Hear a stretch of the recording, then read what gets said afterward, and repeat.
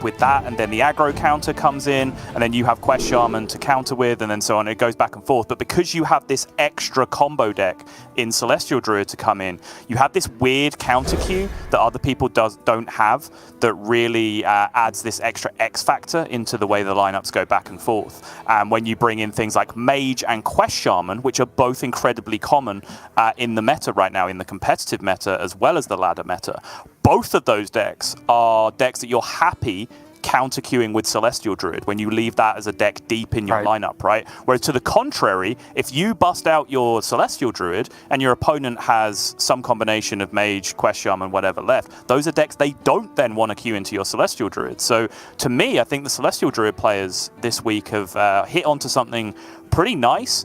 And I think it does come from the experience of these being top 5 Legend all day, every day kind of players, because the meta in top 10 Legend is very kind to Celestial Druid. So it's a deck that you can play and jam all day long and actually get a good win rate with. Whereas if you're a 1k Legend player, a 500 Legend player, a 300 Legend player, there's a little bit more, you know, Face Hunter, Shadow Priest, those kind of decks hanging around at those ranks, which are generally going to give you a bad time with Celestial Druid. So you generally won't have formed that same incredibly positive opinion of Celestial Druid that, say, Gabby and Blyze have, hitting rank 1 Legend with it. And as we dive into this turn 1, very interesting that Blyze kept Tour Guide, which against Mage, at least as Warlock, feels weird, right? Because you're generally handing them a target minion to progress their quest and get those frost spells off. But I feel that it's flipped in Priest, because obviously this Priest from Blyze is going to be playing a ton of minions, and if Bunnyhoppor uses a Brain Freeze, a First Flame on a 1-1 that's already done its job to make the hero power 0, Blyze is probably relatively happy with that outcome, right? Yeah, this is the big difference between a deck like Shadow Priest and a deck like Handlock, right? They both play Tour Guide, but in Shadow Priest, your opponent's First Flame, Brain Freeze, or the small removal cards are actually useful cards that they want to use to play a normal game of Hearthstone, where they try and remove your board. Whereas against Handlock, those cards are just tools to progress a quest, right? So playing a Tour Guide and leaving it on the board in Handlock, sure, they'll Brain Freeze it, they'll First Flame it. That's why you'll generally see Handlocks Mortal Coil or touch their own Tour Guides to remove them off the board. Whereas, exactly as you were saying, if one of those spells gets pointed at a Tour Guide in this matchup, you're chilling, because that's just a Brain Freeze that's not hitting a bigger minion later on. Right. And there was a Brain Freeze that did come down, hitting the 1-4, but still, Traveling Merchant going to be dropped down from Blyze, gets that nice, like, weird synergy with the Homunculus being popped at that turn as well. So it's going to be a pretty scary-looking minion at 4-5 here, and Bunnyhoppor is going to have to continue being on the defensive, but he has some tough choices now. He has already played a Brain Freeze, so his first proc is done of Frost. I believe he just needs Arcane at this point, which he does not have available right now.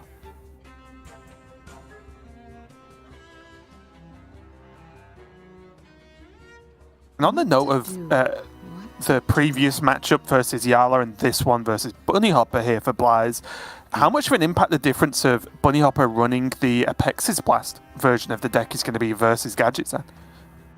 I actually like Apex's Blast against Priest, because, as I've mentioned before, Priest doesn't want to kill your minions. They're not very good at it. It's not, although there are a couple of cards in Wriggling Horror and Coltaran Chaplain, etc. in the deck, they don't draw enough cards to consistently play, like, original Zoo. The word Zoo has lost all meaning in terms of Hearthstone, and I know even then it was, you know, adopted from Magic the Gathering, or it meant something different again, but the original Zoo was all about using your small minions to buff and then trade into their big minions, and eventually you gain board control and you can push all that damage face and win the game, right? That's not really the case with this version of the deck. You don't draw enough cards to consistently be able to Abusive Sergeant, Power Overwhelming, Defender of Argus, all of your minions, right, and take good trades. So if you can create a swing with a card like Apex's Blast that kills one big minion and puts one big minion in play, Shadow Priest usually just ignores it and goes face, and obviously that's not great for you, but it does at least give you a platform to then start fighting back with, because you have a minion on board, right? And there are some big impact minions against Priest, right? High health taunts, you know, even like Raz, for example, dealing that damage. Look at Raz on this board right now would be pretty decent. So there are some really good outcomes, even better than just having a minion stick around. And we are going to see the Apex's Blast here from Bunnyhoppor. Makes sense. Kills the 2-3. And the winner is... Perfectly. close. Bad? Not bad. That is look very Earth Ellie. A fine purchase. Not the best trade I've ever seen. No. That merchant's prices are absolutely terrible. Don't go back. See here again, we were talking about the precision usage of the health buffs and the Divine Shields. Blyze choosing to Divine Shield his biggest minion. It's not really the hardest thing in the world to get the read on, but it did protect it from that Coin Apexis Blast. So Bunny had to end up Coin Apexis blasting a smaller minion because Blyze had put the Divine Shield on the 2/4 instead. Now Bunnyhoppor has the choice to just go again. Apexis Blast the 2/4. Next turn he has Fireball Ping as a worst case scenario for the 6/7 if it does not receive any additional buffs. I don't hate it, and I don't really spot any more consistent plans here. You want it? I got it. A lot less good of an Apexis Blast this turn, though. Indeed. Yeah, Bly's running low on juice, but this is the way the deck is engineered and built, is that you can basically entirely rely on Raised Edge to be your engine in this matchup, because you have so many ways to draw to it consistently.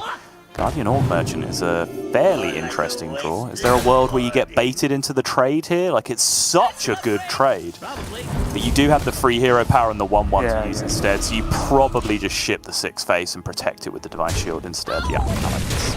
Yeah, because for me, if the board had anything else significant on it, I wouldn't mind the trade, but the minion you're trading with is your best minion, so this clear up makes a lot of sense here from Blyze. And Bunnyhoppor is back to the drawing board. Only 17 health right now. It might look like a lot, but that'll slip away very quickly if he can't deal with this Traveling Merchant. This is the problem, and the drawback of Apexis Blast in general, is Bunnyhoppor's kind of left his quest off in the distance now, right? He's had multiple turns where he's not been activating it. I believe, is he still sitting on Arcane? He is, yeah, Arcane short of part 1. Yep, so might have to commit this cram session. Not the end of the world when he has a Spring Water already in hand, so he can keep the cycle going further than the 1 he would get from the cram session. Will naturally draw an additional spell with the quest as well. Drops Benji and just pushes the damage with the hero power. Makes sense. Void Touch Attendant is only going to push 2 extra damage there with 2 minions attacking. Hero power does 2 damage anyway, so that way you can preserve the Void Touch in hand, protect it for the next turn.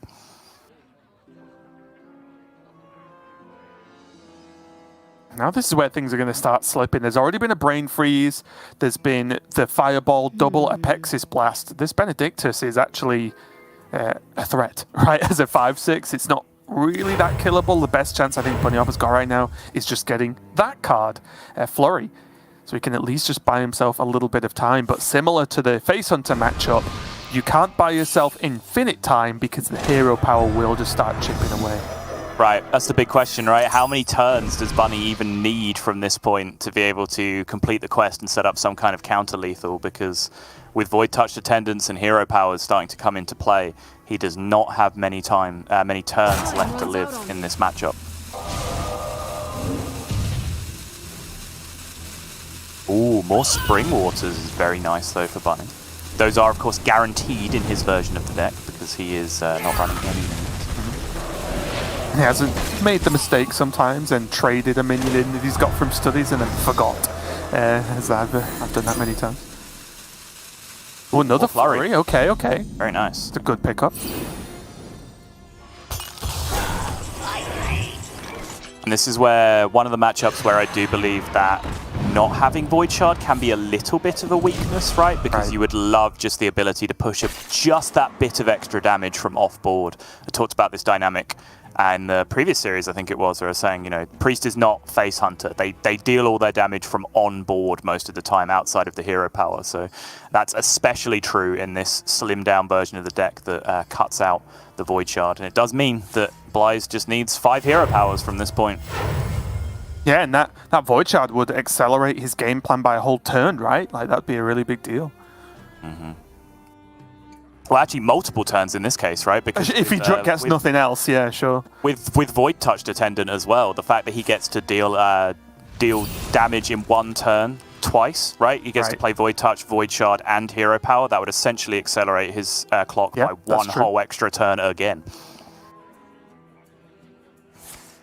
Bunnyhoppor continuing to be on the defensive here, committing a Fireball to the Benedictors. And it is a little bit risky because I understand it's a huge threat and now he can kill it off no problem. He's got plans to freeze out the board, fantastic. But as we've mentioned, there's double Apexis Blast gone, double Fireball gone. He will have to kill Blyze before he dies, right? So, and maybe even now with the Ice Barrier and the Flurry, I think Blyze might even just be already committed to Hero Power for 5 times. Yes, agreed. It's almost at this point, the only real relevant card he can draw is the other Void Touched Attendant, right? Yeah. Guess he can get it on. One. Yeah, I guess if he gets it on board here and has it die, then the second Raise Dead, which I believe he still has, he's only used 1, right? This game? Yes. Wait, no. No, he's used 2, right? No, he's used both? Okay. Yeah, he's used 2, sorry. So it is just the other Void Touched Attendant that really changes the clock, right? Because that 1 extra damage that he dealt with that 1 Hero Power that turn doesn't actually change anything, right? If this Void Touch dies, there will be a turn where the Hero Power puts Bunny to 1. So that 1 extra damage that he got achieved nothing. I have proven myself. I demand answers.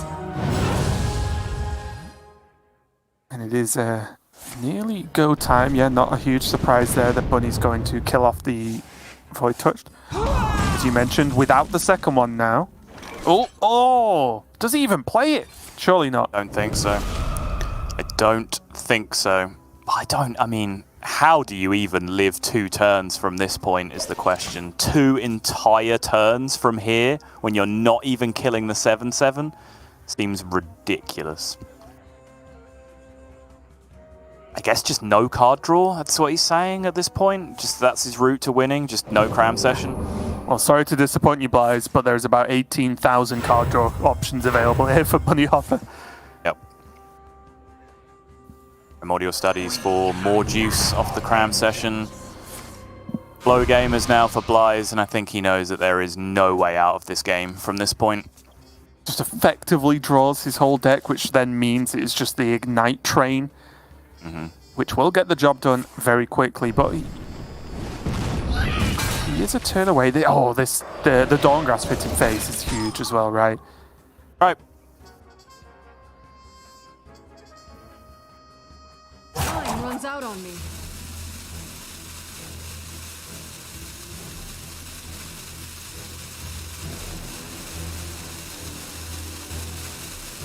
I guess he just spends the mana trading to try and get Ignites back, and then he can play Ignite, then draw with Cram Session again, or Intellect.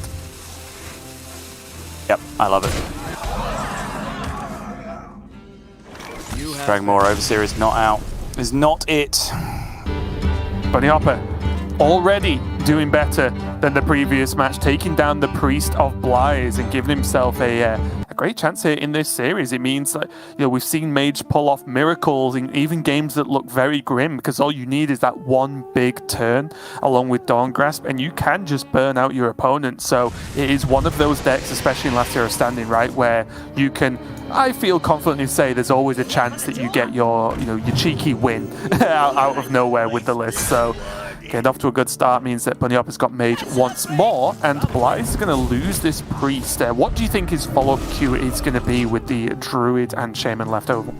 To take down the Mage, I imagine we're going to see Blyze going to Druid here, but I just want to touch upon, again, I talked earlier about how stupid Mindrender Lucia is as an aggro card, which is not something we would have expected. You saw Blyze praying at the end, right, because he thought he still had an out. He absolutely did. If he draws a Lucia there, yeah, he's alive, potentially, right? Like, he plays a Lucia, and then he just has to use cards from his opponent's hand to clear the board in that position, or any burn spells that are in there. And then even if there's burn, I guess burn spells would go face and end the game in that position. But even if there's no burn in hand, well, there's not any burn in Bunnyhoppor's hand the next turn, so that means that's one extra turn of hero power that gets to tick past from Blyze, where he then gets to end the game. So, again, Mindrender Lucia it sure is a Hearthstone card, and there's been various schools of people who've complained about it as a control card and an anti-combo disruption tool and so on, but now we actually finally have an aggressive priest deck. We can see how punishing it is as an aggro card as well, despite being a 3-mana 1/3. But yes, going back to your question, just said I expect we'd be seeing the druid come out. This is an incredibly difficult matchup for the mage to navigate. It's a matchup that when you try and play it from the mage side, you always feel like you have tricks up your sleeve, right? You're sat there like, I think I can deal with this. They play Celestial, I play Flow, everything in my deck costs 0. Cool. Like, they're still Brain Freezes and First Flame. Like, they don't do anything. The cards in the Druid deck that cost 1, you know, draw 3 cards, ramp for 2 mana and get to spend that 2 mana immediately, gain 8 health and play an 8-drop. Do that twice with another card that you have in your deck as well. Like, you just cannot keep up in any way, shape, or form. Not to mention just how difficult completing your quest and playing the quest reward becomes when your opponent jams Celestial Alignment against you. It's one thing I mentioned yesterday, but I will just mention it again, is this deck, this Druid deck that Blyze is playing, is one of those decks where you can have it explained to you that, yeah, Celestial brings your mana back down, you know, both sides. You then have these ways to gain more mana again because you Druid. That explanation is nothing compared to seeing someone do it, right? Because you just, before you see it, you just don't understand what is capable. And then maybe we'll see it here as this hand is sort of just, I don't know, spluttered there down the mic. The shock is probably the hand, right? Overgrowth for the ramp. The Celestial is already there. And even the Gadget Zan ready to go. Spluttering like a Victorian man that's just seen a bit of bare ankle, Raven. I was just absolutely outraged at how good this opening hand is. Blyze is the best Celestial Druid I've seen since me with this opening hand. And on the other side of the board, Bunnyhoppor, less so. Hot Streak, Brain Freeze, Arcane Intellect is fine, but still not really the opening he's looking for.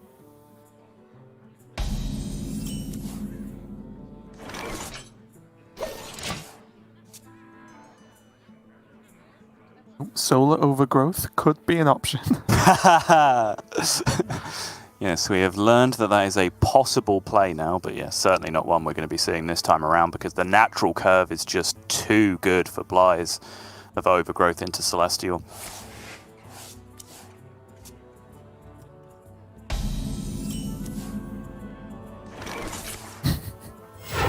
Okay, there's the coin spent. Wild Growth straight into Overgrowth next turn. The old Druid curve.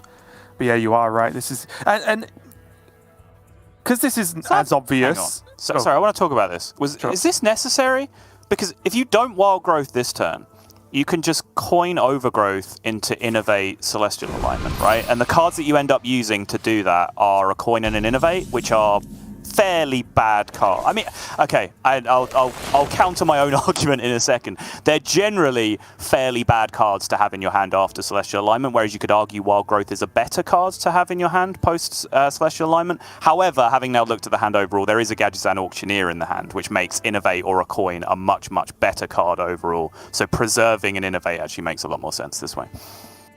And here's my additional question, which was kind of naturally leading into that. We're just so in sync. Was... is this plan definitely Celestial on 7 with this hand always, or does Blyze have to wait for, say, a Nourish, an Anacondra, an X, a Y, you know, anything like that? Yeah, he is going to wait for a little bit of extra security. Because he has the time, right? He doesn't need to rush right now. Time. Absolutely.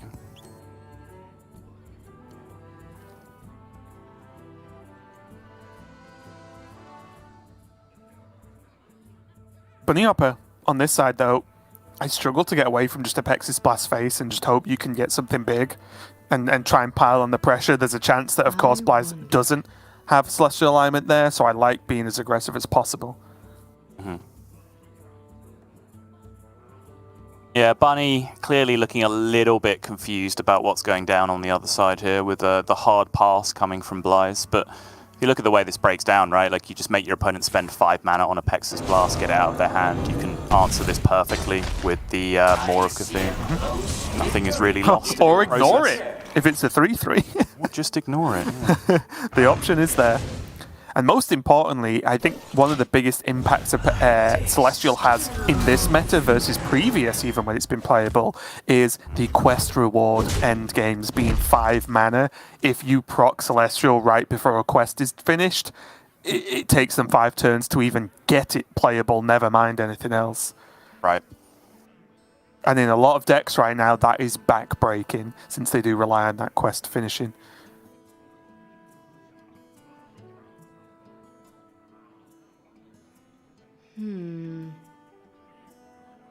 I think Blyze is he's getting close, but I think he's just waiting for a Nourish or a Lady Anaconda. Is that correct?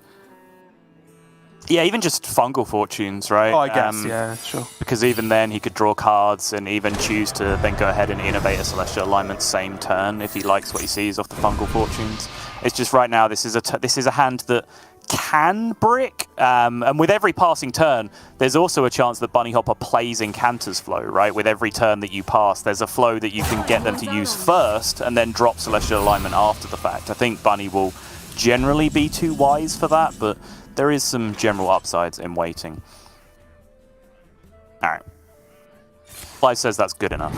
There's a lot of things that represent card draw, right? Because I was talking about preserving before preserving a Wild Growth versus preserving an Innovate. Having now drawn the Overgrowth, Blyze can choose to Overgrowth next turn, and then he has plenty of mana to be popping off with the Auctioneer the next turn. He can just use that Auctioneer as his card draw instead of the Fungal Fortunes or the Nourish or whatever else.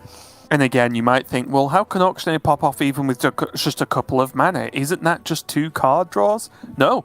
A lot of the time, it's like the whole deck. So, as the effect Nourish has on the mana as well is a really big deal. Yep. Innovate is 0 mana, draw a card. Of course, every spell in your deck costs 1 to begin with. Lightning Bloom is +1 mana, draw a card. If you draw a Nature Studies, that is 1 mana, draw 2 cards, because the next spell you then play is going to cost 0. If you then tie that in with a Lunar Eclipse, shot at a minion, that's another 0 mana, draw a card that discounts your next... Like, it gets very crazy. You can draw an alarming amount of cards with very little mana. Yeah, we are getting ready for those fireworks potential here from Blyze, as he does use the Overgrowth, of course, boosts him all the way up to 4 mana next turn. Bunnyhoppor, in the meantime, yeah, you are right. Like you said earlier, it sounds good on paper as the Mage, but when it comes to actually doing the thing, it gets very difficult with limited mana. Because again, Mage, another deck that likes to combo multiple spells in any one given turn. Not to mention situations like this, right, where you open a box and you're like, Guild Trader, spell damage +2. That would go quite nicely with some Runed Orbs and Ignites, but it costs 4 still. Like, discovered cards, generated cards still retain their original cost, so you just never have the mana to weave that in.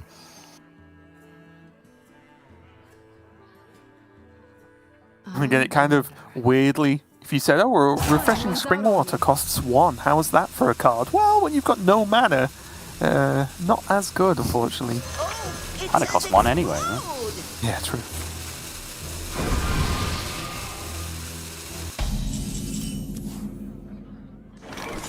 Oh, yeah. And go. Already has the Solar Cenarian banked to be the ender for this turn. There is Blyze's new favourite card, the Best in Shell. Now you'll start to see some of this chain coming out, I'm sure, with the Nature Studies. There you see it, discounts something else. He took another Cenarian Ward for some reason. I guess if he's going to play Celestial again, that does make sense, sure. And there's Snaky Baby.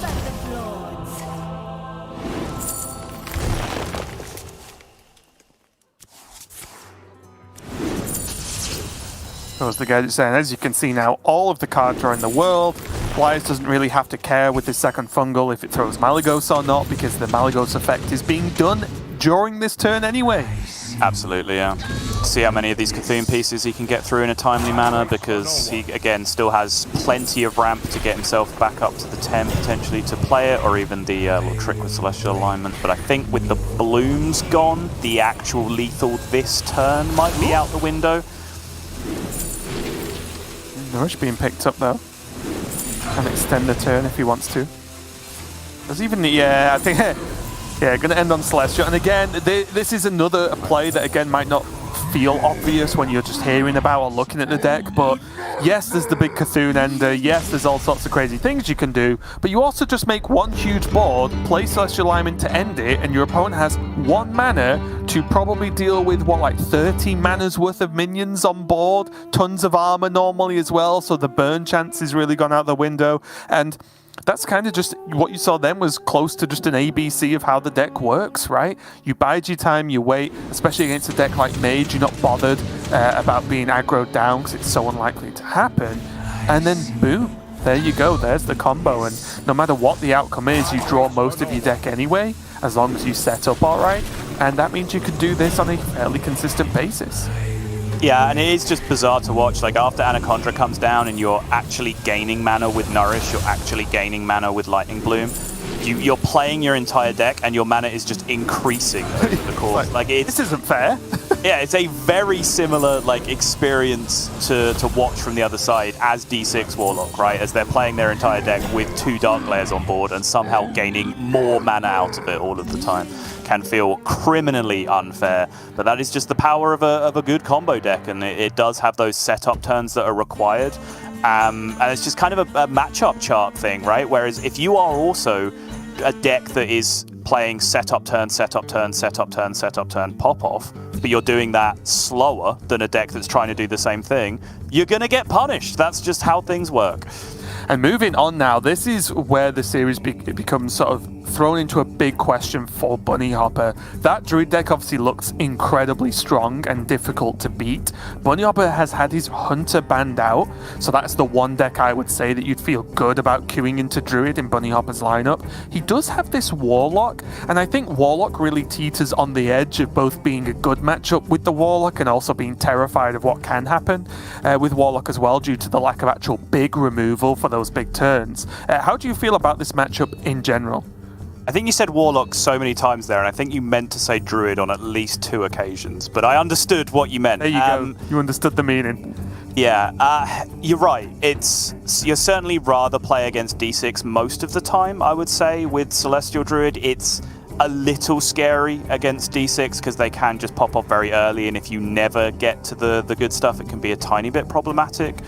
This version of the deck is kind of similar, whereas if they rush Anetheron and Flesh Giants very quickly, you can struggle with that because, you know, Cenarian Ward, big deal. You tank 1 hit from one of those minions and they have tools to Wind Fury them and play multiple of them in a turn with Raised Deads and whatever else. So if you are not discounting with Celestial Alignment, it can be a real struggle. But that's also the big kicker, is that decks that are good against Celestial Druid tend to have one of 2 things. Massive, expensive, high-statted minions that they use as finishers that they can just jam immediately for 1 mana the turn after they get hit with Celestial Alignment, or Cult Neophytes, which they can do very similar things with after Celestial Alignment.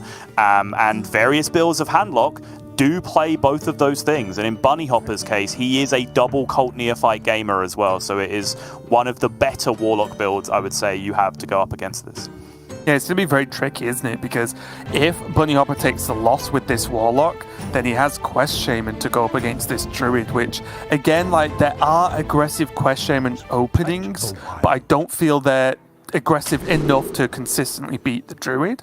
Whereas, if Bunnyhoppor takes the victory here with the Warlock, it's definitely looking pretty good for him, just down to the sheer power of how this handlock works. Interested in the mulligan here. He does have the Flesh Giant, of course, which I'm sure is going to be an insta-keep for Bunny. I think that is priority number 1, is to play Flesh Giant or Anetheron as early as humanly possible. The question, I think, is whether or not Goldshire Knoll supports or detracts from that strategy, because it is a fairly big minion that you can play very early, but is it big enough? Do you want to keep it and cut into your options to hit Backfire, Anetheron, Tour Guide, which even helps you accelerate your Flesh Giant even more? Bunny says yes. Yeah, I think because of the Flesh Giant nerf, I think is the reason why Null was kept there. Because Bunnyhoppor's generally planning on just going tap, tap, tap, tap, Giant, or coin giant, most likely, as a potential.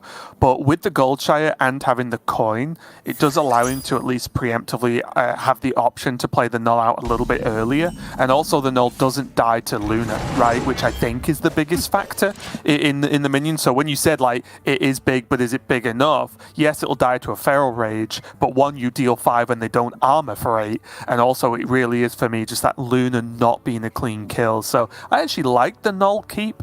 But it was a close one because, like you said, there are other key cards that can make a big impact.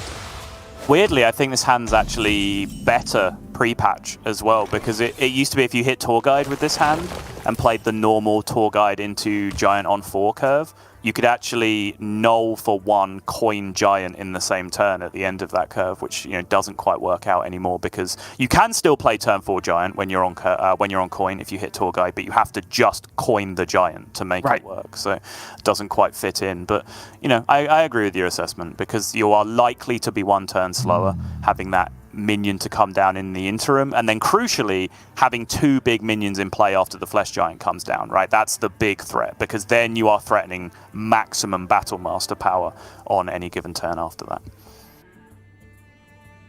Definitely tricky as well, right? Because Bunnyhoppor right now, you can see, could have the Null now and then work towards the Giant later. But he's got a different route here and just played the Bristleback. And this, again, is interesting. You might think, well, why is he doing that? Bristleback's got a great battle cry later on. There won't be a later on. It's unlikely Bunnyhoppor gets to 10 cards, especially not playing an Altar of Fire in his list. So throwing them away seems reasonable enough to me. And it sets up this turn nicely. Does indeed. More bones to gnaw. No, Raise Dead, which is a big deal too, just to help either progress the Giant or as a post-Giant play. Hand's looking a little bit clunky here for XBlyzes, isn't it? It is. He does have the Maw, which is kind of nice, but the problem is that will delay the alignment unless he just wants to jam alignment and rely on the Maw after that. But again, we're then going to be in that situation where there's just 2 huge minions on the board threatening Battle Master, and XBlyzes will be throwing alignment into it, which is certainly a scary spot to be in. And there is now Bunnyhoppor has to make the decision. He can play a Giant this turn, even though I believe it's 7 mana right now. But it would require him playing Raise Dead just for a Bristleback. No, because he's on quest completion this turn, right? So no, you are right. Yes, you are right. Yep. And it's a tough decision, right? But again, I think if I was in that position, I would rate having a Giant on board now enough to throw away a Raise Dead, just because it's such a big minion. There just aren't really great answers outside of exactly Maw of Cthulhu. But Bunnyhopper's decided that 6/6 is big enough. Yes, indeed. That is 22. It comes through here with the Battle Master. There is no Battle Master in hand currently for Bunny, which is a big deal. This also isn't a great alignment turn, but what else are you going to do? You can't kill the minions. You have to get on with your game plan, right? This isn't one of those games like the previous one against Mage when you can afford to wait because you're not under pressure. You're under enormous pressure. You have to get on and do something. This is kind of interesting too, right? There's the previous turn I discussed the options. It's paid off for Bunny, right? Because he can just play his Giant now, no problem, and he's retained the Raise Dead, which will be heavily skewed to reasonable minions, right? Or at least I guess the 6/6 isn't that reasonable, but the Null and the Flesh Giant, half of the Raise Dead, I suppose, are actually pretty strong. Yeah. And there's no, I mean, honestly, like the Raise Dead is a weird card because there's not really a realistic world where many of these minions die. The only realistic card that's going to kill these minions is Maw of Cthulhu, and if that happens, it's going to hit your Giant, right? And if it hits your Giant, then you're going to be able to get that Giant back straight away. Yep. Also, we've got to remember, I believe the Raise Dead will proc the no, never mind. That's just going to be enough. He just can't deal with it. And game 2 goes to Bunnyhoppor. Sorry, game 3. Apologies. which means he's going to be ahead now. And with that, as I said, with that handlock, like that, it's a strong deck. You see it a lot on ladder for a reason. You've seen the majority of the European Grandmasters bring it over D6 for a reason. It just have that relentless power that honestly, not many decks are equipped to deal with outside, I guess, other Warlocks and Mage. So a really strong response there. And as you may have noticed in these lineups from xBlyzes and Gabby, neither of them are playing Mage, so they don't have that option of trying to, you know, just utilize that freeze to just freeze out these big minion turns and then burst them down. Yeah, exactly. They have to do something a little bit different, but that is something that they're going to struggle with here, I would say, because with the Priest having been beaten, with the Warlock having been banned, and with the Druid now having lost to Warlock, which I think is the big kicker here. This is the matchup that xBlyzes absolutely did not want to lose. He now has to resort to Quest Shaman, which, you know, Quest Shaman against the more board-based handlock, sure, you can play. You can try and hang in there for those extra turns, get the Brukan down, and then just go for one of those obnoxious charge call boards, which can end up winning the game. However, it's not a good matchup. It's a slightly better matchup, I would say, than you would get against D6 Warlock, for example, but this is absolutely not a position that xBlyzes would want to be in with this lineup. 100%, and the big points here to keep an eye on for Bunnyhoppor against the Shaman is Soul Rend. Even though you think of Overload Shaman is okay, you know, the Brukan, the double spells, but early in the game, just one Soul Rend often just deletes enough of the aggressive openings that Shaman can have, so you don't have to think about it. And then beyond that, it really is just landing those giants, because again, you look at this list from xBlyzes, and there just aren't that many ways to even kill a giant, never mind if one's raised dead and brought back again. Canal Slugger can be a great tool to do that, but as we've started to talk about, if you trade and don't value trade with Canal Slugger, it's a big commitment to just dump that into a giant as well as an additional spell or minion, and then kind of just pass your turn over. Yeah, you have to hope, really, that the Warlock hits one of those hands where it's just the Bristlebacks and the Scavengers, and they have to wait until they get very deep in their deck to really start playing threats. Right. And then you use that time to ramp up your own quest progress, and then you can counteract the turn they start playing threats with Brukan and big threats of your own with the charge calls again. Because, you know, I'd stand by it. You go through all this complex multi 10-15 cards in a turn, maddening turns with D6 Warlock or with Celestial Druid, and then Shaman just comes along and plays Charged Call into Vivid Spores, right? Like, and they've made just as ridiculous a board as you have with all of that stuff that you've just done in your big combo deck. If you let this deck get to that stage, you're in serious trouble. It's just, there are so many decks that are so well equipped to just run over them quicker than they're able to do that. Those are the cards, as you mentioned, the Bunny will not want in his opening hand. So luckily enough, they are the mulligan cards, which will help him out a lot. Double Torg, not bad at all. xBlyzes is going to have to be pretty creative or just very aggressive, as far as I'm concerned, to be able to snipe a win here. Yeah, it does get a Scavenger back, though, which is less than ideal. I don't even think I hate, like, Quest Coin Toll Guide here, honestly. Bunny is, yeah, there's a couple of things that you can do with this. Again, because you can just coin Giant on 4 by playing the, quote, normal curve, tap on 2, tap Tour Guide on 3, right. 0 mana tap on 4.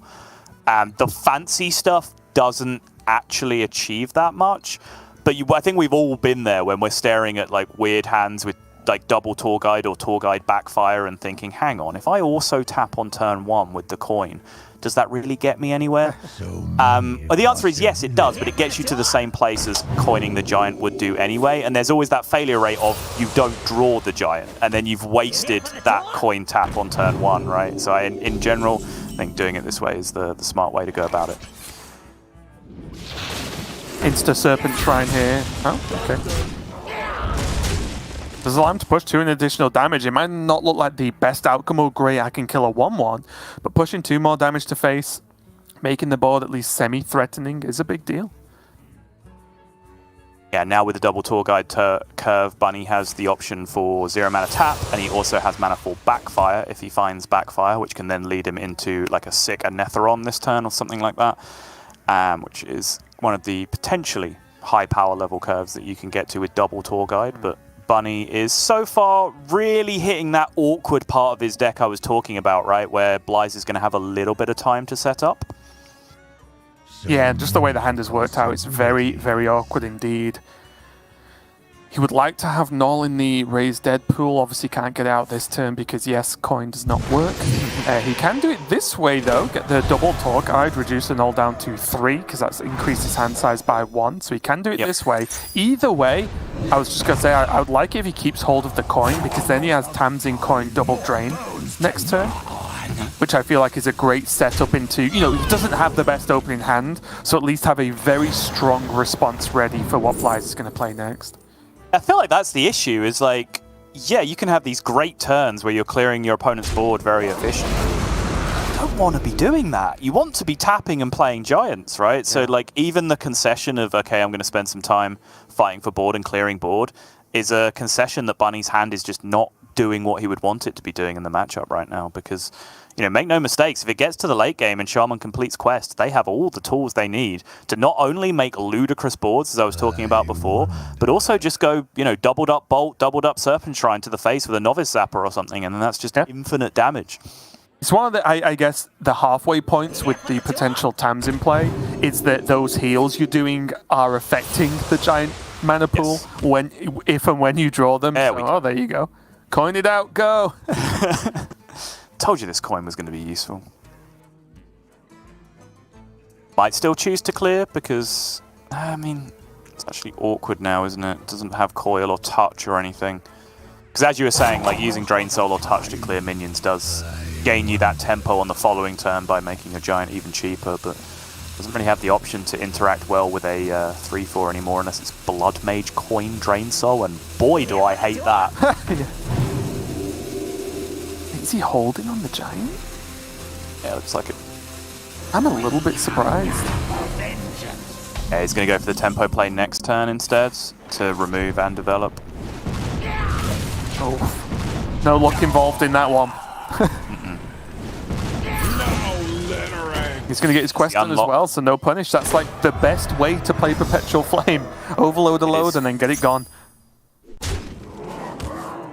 Yeah, good pressure as well now with 2 3/4s on board, which is resistant to the kind of play that Bunny's trying to make here. Because I think Bunny was eyeing some kind of like 0 mana life tap, Tamsin, Drain Soul, which in total discounts the giant by 3, right? And then if he was able to find another source of damage, he could maybe even complete the quest, get the giant down to 0.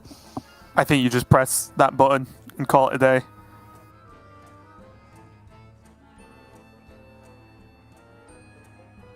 I could see it. Because giant into this is unfun. I don't, like you said, I don't think he can quite do the remove one of the big minions and play the giant that turn with the Tamsin combo. So yeah, I like that. Just get rid. It digs him a little bit deeper down to that 10 card total on the right you want to look at. And here's one of Zol's favorite cards ever in Hearthstone, Vivid Spore. You just never pick anything else. It doesn't matter what your board is. If you see Vivid Spores, click Vivid Spores. I was going to say... Play Guidance, don't even look. Just press both. Perfect. I think this will be Blyze possible, knows. but does this make you like Blyze more because he did just kind of insta-pick Vivid? It's just the nuts.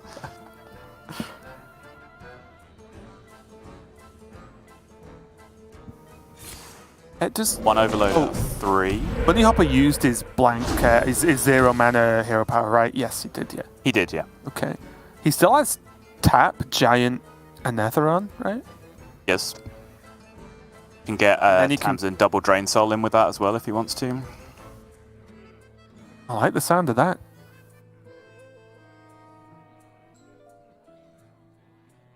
So many. Right? No, it's 1 off actually, because it's 2 plus 1 for the Netheron, which is 3, and then even if Tamsin comes down, he wouldn't be able to coin out the first Drain Soul at that point, so he's 1 making that play. Would drop the flash down giant to 0 regardless, but doesn't matter. Null coin giant, I guess. Looks like it, yeah. Looks good. Use the null, throw it into the 4/4. And he's holding again. Oh. Okay. So patient. Yeah, and I don't know why he's got Battlemaster. That's just lethal next turn. Bunnyhoppor's just like, imagine paying mana for Flesh Giant. What is wrong with you people? Imagine not extending the length of a game of Hearthstone. Reflection is kind of nice here alongside the Lightning Bolt. Oh, yeah. We'll give the 3/3 as well for the next turn. I believe this is still stage 2 of the quest, right? Yes, it is. Stir the stones. Those potential totem high fives.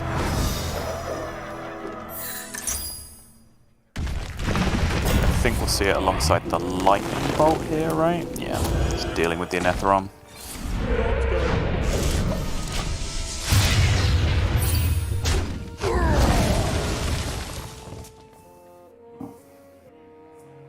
Tap brings the power turn online. I think this is what Bunny was trying to save up for, is the play everything in one turn kind of deal, because the tap now takes him to 10, which means he gets both Baron Scavengers in hand reduced alongside that Flesh Giant ticking once off the tap and then ticking again off the heel to go all the way down to 0. So this is a major swing turn now for Bunnyhoppor in possibility, at least. It's just how do you actually navigate it?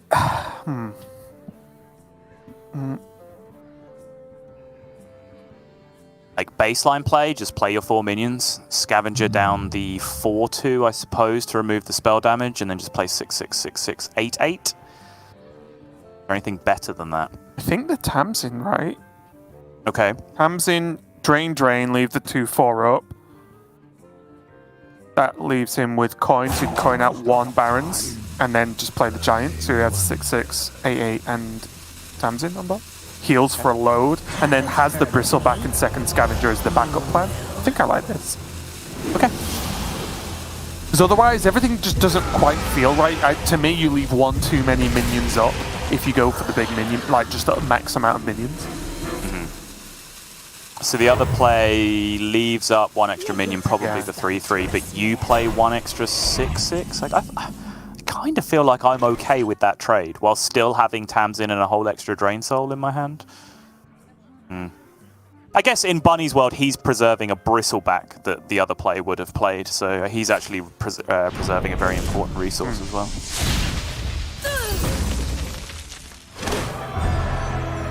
This is huge though. Stormcaller Brukan gets summoned. Overdraft comes in to unlock everything. Boom goes the Dynamite, and suddenly there is just an 8/8 facing down Bunny on the other side. And if there is some kind of board generation card picked up next time for Blyze, I'm looking at Feral Spirits, for example, then the potential for Feral Spirits Vivid Spores to come down next turn, that is a ridiculous board to deal with. It is. He does have some level of setup though, right? He can use the Bristleback plus Drain Soul this turn, play down the Scavenger, push 8, and then he won't need much more left to push through with another Scavenger or Soul Rend next turn. 4 2/3 taunts that resummon themselves? That is my currency. Well, even better now with Coil. Yeah, it'll be alright. It'll be alright, we'll get there, it'll be fine. Soul Random. Think about it. Yeah. Alright, just Soul Random twice. Get your own Brukan. Well, I didn't quite see what that charge calls at, but it's probably high.